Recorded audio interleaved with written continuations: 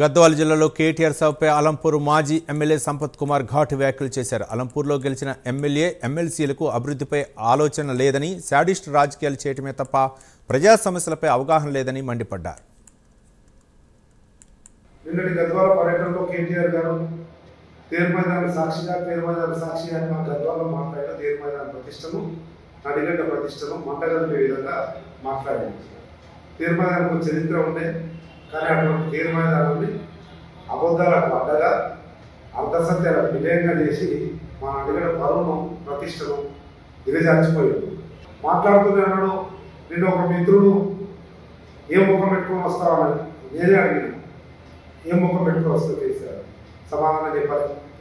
వందపడకల ఆసుపత్రి గురించి చెప్పలే, మల్లపకుండ గురించి చెప్పలే, నకిలీ విత్తనాల గురించి చెప్పలే. గద్వాల ప్రజలు కానీ తెలంగాణ రాష్ట్ర ప్రజలు కానీ తెలియాలని చెప్తా ఉన్నా.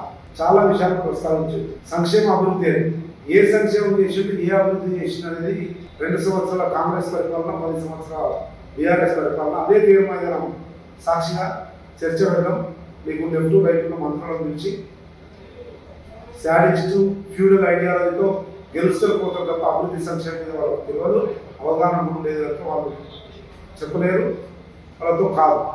కానీ మీ మంత్రుల పక్కన ఉన్నప్పుడు సరిచేసేది ఉంది. ఇట్లా కాదండి, ఇట్లా కేటీఆర్ గారు కానీ వాళ్ళు కూడా చేయలేకపోయారు.